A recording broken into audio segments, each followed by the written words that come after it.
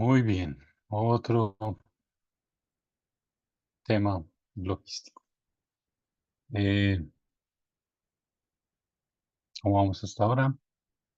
Después de que revisemos esta grabación del día de hoy,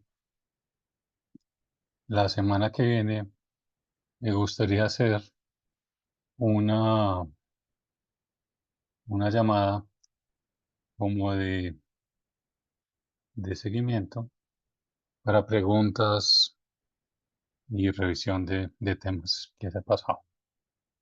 Muy bien, veníamos entonces hablando sobre estos músculos masticadores que están perfectamente diseñados para resistir las fuerzas masticatorias, pero el tema es cuando las sobrepasamos, ya empieza a haber daños en el sistema. Y los daños pueden ser en los dientes, pueden ser en los músculos y puede ser en la parte postural, porque si tenemos un dolor, una incomodidad durante mucho tiempo, pues obviamente vamos a tener inconvenientes. En general, los problemas dentales como el bruxismo son la expresión biológica de conflictos relacionales relacionados con tomas de decisiones. Normalmente viene acompañado en un retraso, un aplazamiento en la adopción de medidas por temor a las consecuencias que esas novedades puedan comportar. En otras palabras, es temor a perder la seguridad que se disfruta en el presente. Entonces, es no salir de la zona de confort porque mi palabra me va a meter en problemas o va a ocasionar situaciones que no van a ser cómodas ni para mí ni para los demás. Entonces prefiero estar en una zona de confort y no decir mayor cosa. Hay un síndrome que se presenta que es el síndrome de fantasma adyacente, que también viene muy asociado con el bruxismo. Básicamente, el síndrome del fantasma o adyacente es cuando hubo una muerte o de un familiar o de alguien muy cercano a la familia durante nuestra etapa de gestación. Incluso también puede ser un aborto previo a nuestro nacimiento. Entonces, digamos, tenemos un hermano mayor, entre esa persona y yo hay un espacio de tiempo más prolongado de lo normal para esa época, que era casi que cada año y medio había un bebé, y de pronto entre mi hermano mayor y yo hay un lapso de 3, 4 años. Bueno, ahí de pronto hubo algo intermedio. Entonces eso se toma como síndrome de fantasma adyacente porque es una energía que nos cargamos, ¿sí? Y esa energía tiene muchos traumas secretos, dichos del clan, no del hogar, sino del clan, de toda la familia, que se va pasando de generación tras generación. Y hay unas lealtades invisibles, inconscientes, a través de la repetición, la identificación y la delegación entre miembros del árbol genealógico, básicamente. Entonces, ese síndrome puede llevar a tener toda esa información y yo la voy a revivir porque es un secreto que ni siquiera o incluso ha sido secreto para mí, pero lo estoy manifestando de alguna manera. El árbol genealógico siempre busca la manera de manifestarlo y normalmente los que estamos en estos, ustedes que me están escuchando y se atrevieron y son valientes para tocar estos temas, entonces son una especie de ovejas negras familiares, pero son los elegidos por el árbol genealógico para empezar a sacar información que hay que ventilar, que hay que ubicar a la gente donde tiene que estar ubicada las posiciones en el árbol genealógico, hay que respetarlas, hay que identificarlas, hay que hacerlas parte de nuestra existencia para que cada vez sean más fluidas y mejores las relaciones. No solo para nosotros, sino para nuestros descendientes. Si no tenemos hijos, sería para nuestros sobrinos, para nuestros familiares en general. Porque todo esto es una información como si hubiera un duelo aún pendiente en ese clan familiar y todo esto hay que sacarlo de alguna manera. Entonces, para identificar ese yacente debemos fijarnos en qué ha ocurrido en nuestro árbol, como les decía, eh, que haya revisar qué muertes pudo haber habido entre nuestros ancestros o en el tiempo de gestación nuestro o posgestación o pregestación, porque todo esto empieza a aparecer. Entonces, todo lo no dicho, todo lo no manifestado va a terminar siendo parte del por qué tengo bruxismo. Muy bien. Tu. Entonces, ya sea de origen transgeneracional, ya sea por síndrome de fantasma adyacente, la mayoría de los casos o no, el bruxismo siempre pone de manifiesto que hay iras reprimidas, a duras penas, agresividad latente, así como negación de placer, ya sea real o simbólico. Nuestro inconsciente es muy inteligente y para poder seguir con nuestra vida cotidiana, normalmente esas manifestaciones de ira y esa agresividad, entonces la podemos ir liberando en parte con las tensiones acumuladas, las liberamos en la vigilia, pero básicamente la solución que aporta el bruxismo es solamente temporal y va a acabar provocando otros males asociados como esos dolores de cabeza, el dolor cervical y el desgaste dental.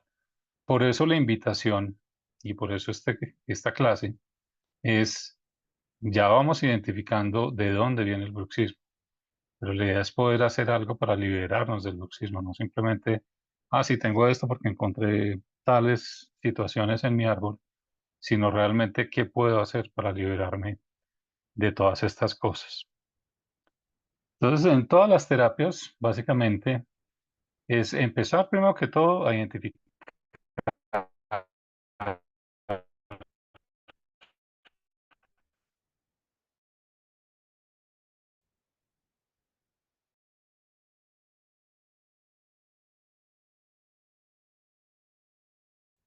qué ocasiona originalmente ir ubicando a cada persona del bruxismo.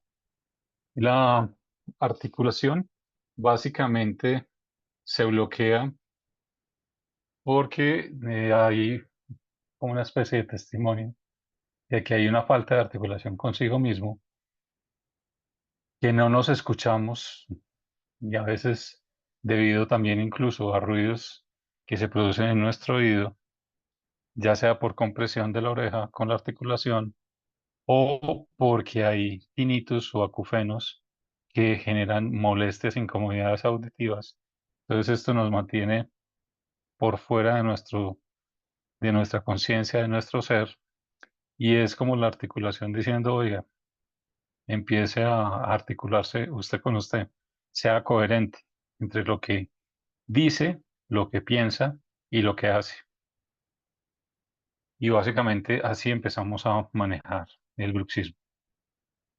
Ahora, con la tensión de las cadenas musculares, también nos damos cuenta cómo está alterado el sistema. Las exigencias a las que está sometido el organismo, los estreses emocionales, físicos o químicos, los esfuerzos, las posturas, las tensiones, los pensamientos, el metabolismo, las emociones, la alimentación, los medicamentos y todas estas cosas obligarán al cuerpo a adaptarse. Entonces, si yo tengo o adopto una mala posición al sentarme en mi escritorio o al acostarme, incluso duermo más hacia un lado que hacia el otro, duermo boca abajo, duermo boca arriba. Todo esto hace que la mandíbula o se desplace o se descuelgue o sufra presiones.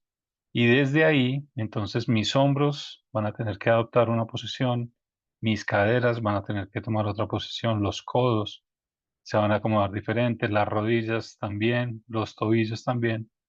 Y al otro día decimos, no puedo dormir porque cualquier cosa, pero no pensamos en esa posturología y todo lo que estamos alterando.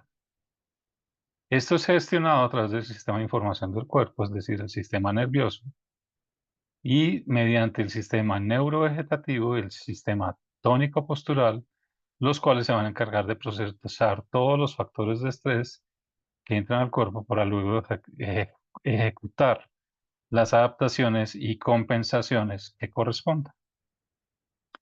Entonces vamos a encontrar las cadenas musculares alteradas y esas modificaciones van a tener una manifestación mecánica corporal. Las mujeres, por ejemplo, que cargan el bolso solo a un lado, nunca se les ocurre utilizar un morral que puedan cargarlo en ambos hombros y que la carga sea de una manera compartida y equilibrada, porque no es bonito, porque no se ve bien, porque la moda no lo permite, etcétera, etcétera, o utilizan tacones altos o tacones bajos, o caminan descalzas o no caminan descalzas, o en algún momento los ejercicios musculares, el músculo psoas, los gemelos, todos estos músculos no tienen la movilidad adecuada, el ejercicio adecuado. Entonces va a ser que la circulación no esté bien, los músculos no estén bien, la inervación no esté bien y aparecen muchos síntomas. ¿Cierto? Ahora, ¿cómo se relaciona la alteración mecánica con las afecciones y los síntomas? Entonces sabemos que el síntoma es la manifestación de que el organismo presenta una disfunción, o sea, que no se puede adaptar al estrés y debe realizar compensaciones que lo desequilibran. De este modo, muy a menudo la zona donde se presenta el dolor estará lejos de la causa. Quiero adelantarme a estos cuadros donde nos empieza a mostrar sitios donde hay dolor, pero la musculatura que se ve relacionada es diferente al sitio donde está el dolor.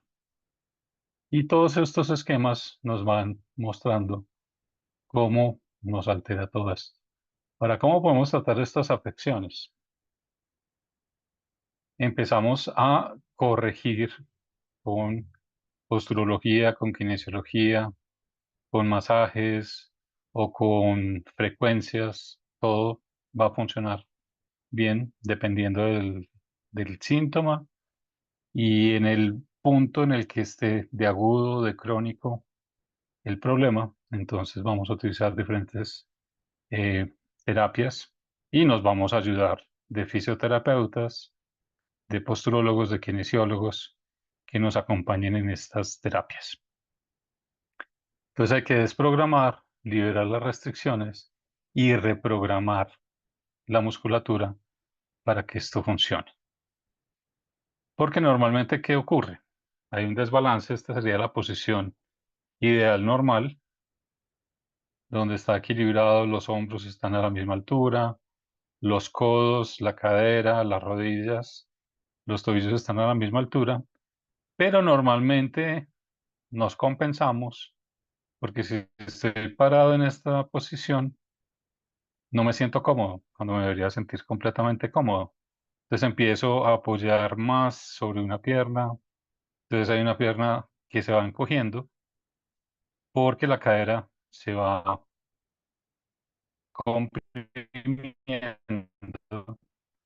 la columna también se comprime, los hombros empiezan a compensar estas desviaciones y vamos a encontrar entonces rotaciones en las rodillas, piernas más cortas, hombros desnivelados, cadera caída y subluxaciones vertebrales. ¿Junto con qué?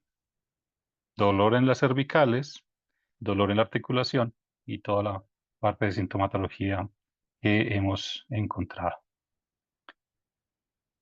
La reprogramación postural, entonces básicamente va a ser a través de reprogramar las cadenas musculares, modificando precisamente los esquemas de tensión que afectan el nuevo funcionamiento. A veces lo hacemos con algún tipo de placas o con ejercicios posturales.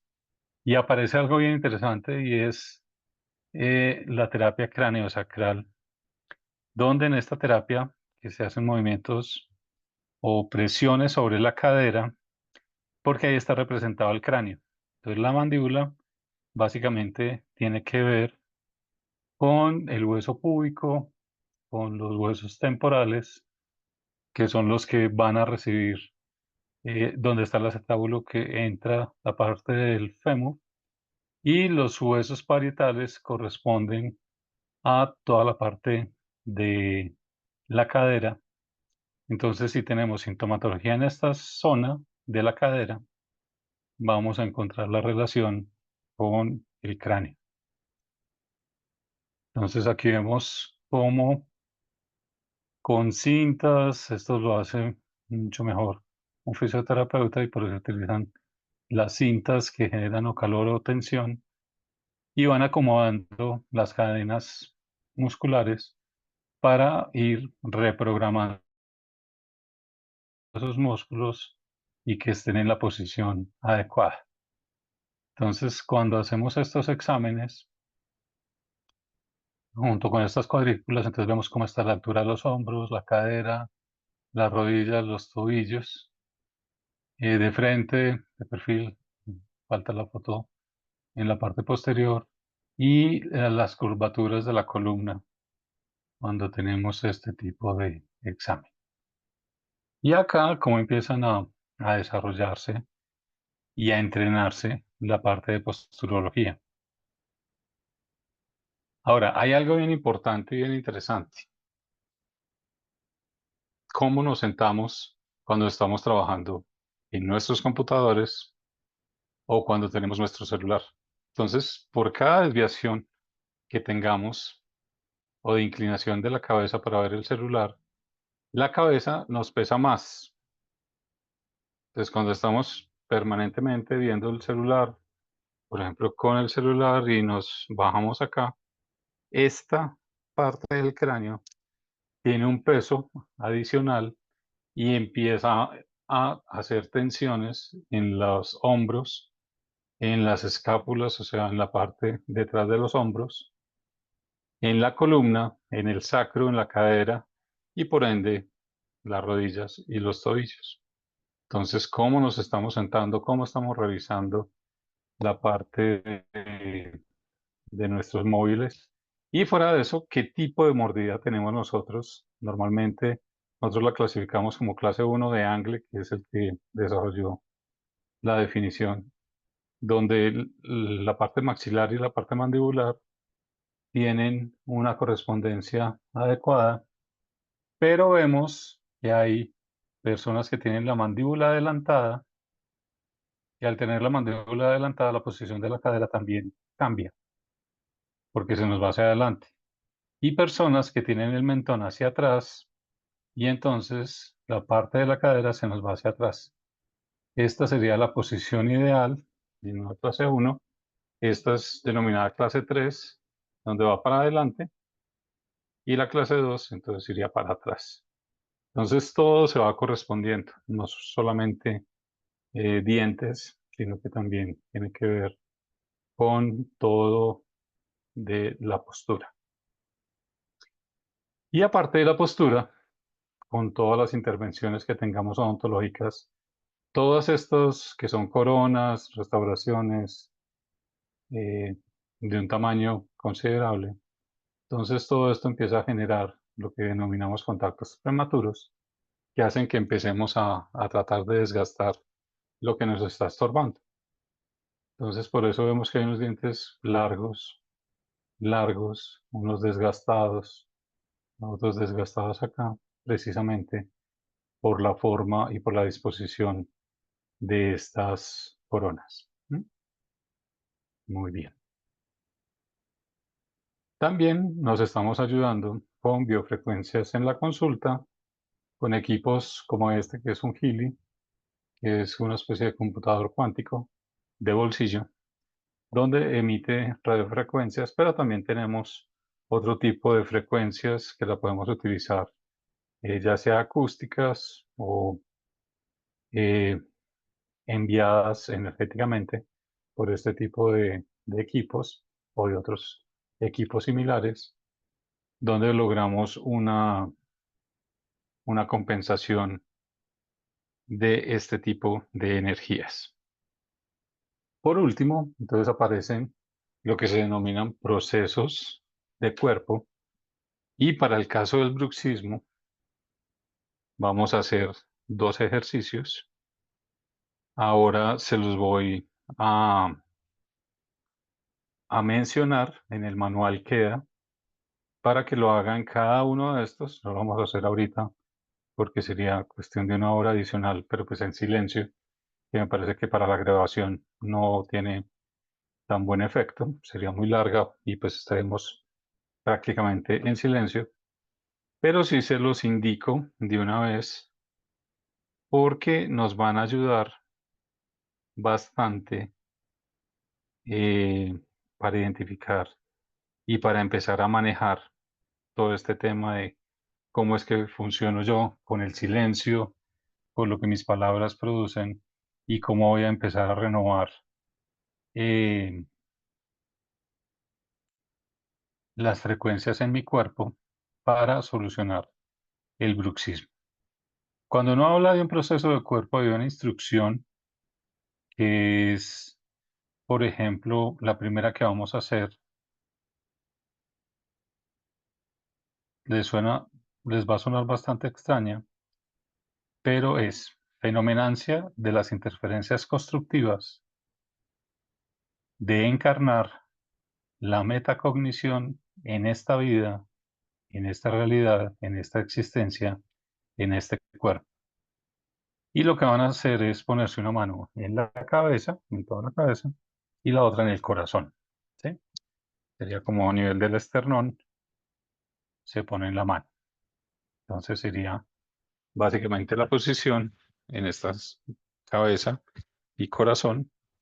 Y van a repetir entonces fenomenancia de las interferencias constructivas de encarnar la metacognición en esta vida, en esta realidad, en esta existencia y en este cuerpo. Básicamente, ¿qué es? Les explico.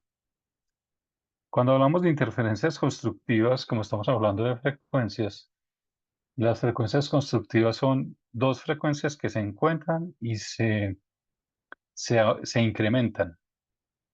Entonces, si teníamos una frecuencia de 480 megahertz, en las interferencias constructivas se incrementan, pero no con un efecto ni diferente, porque siguen el mismo 480, pero como amplificado, ¿sí? Lo cual es benéfico para el organismo y para las células. Es una información de, de amplitud de frecuencia para que se nos duplique la información de lo que queremos hacer. Y la metacognición es tener un conocimiento y un reconocimiento, sobre todo, de lo que ha ocurrido en mi vida y que está ocurriendo en mi vida en este momento. Y ese reconocimiento cognitivo, al hablar del meta, es que involucre mis ancestros y toda la información que haya alrededor de ellos para beneficio mío.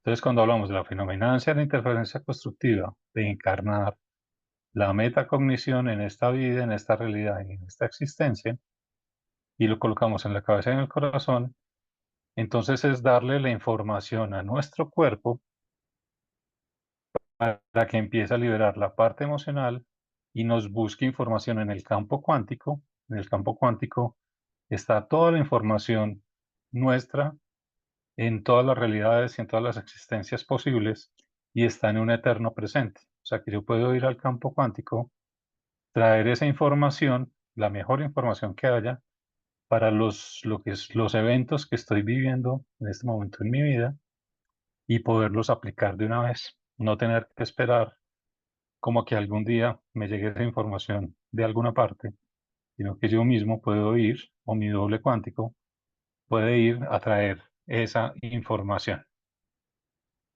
Ese es el primer proceso de cuerpo. Y el otro proceso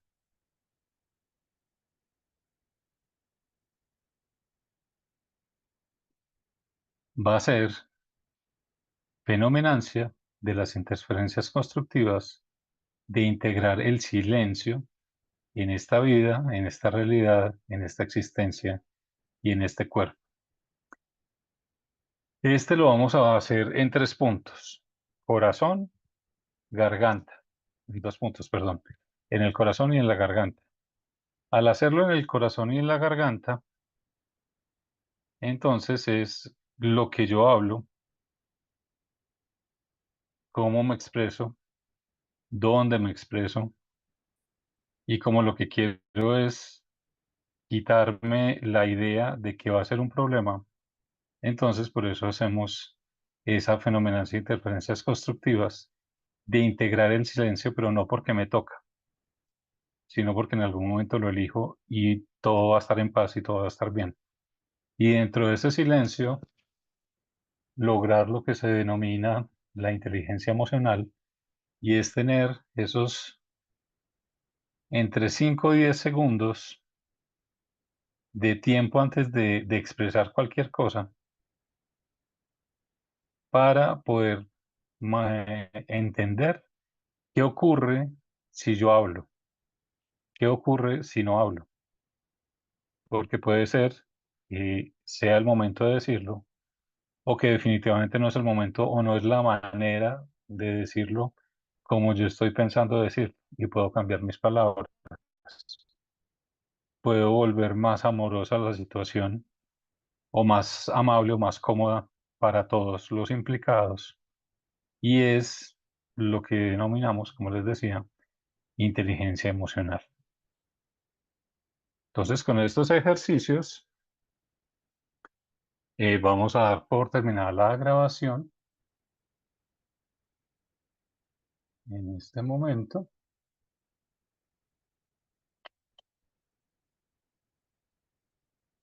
para tener las preguntas en este caso, y los que no están presentes sería más o menos para la semana del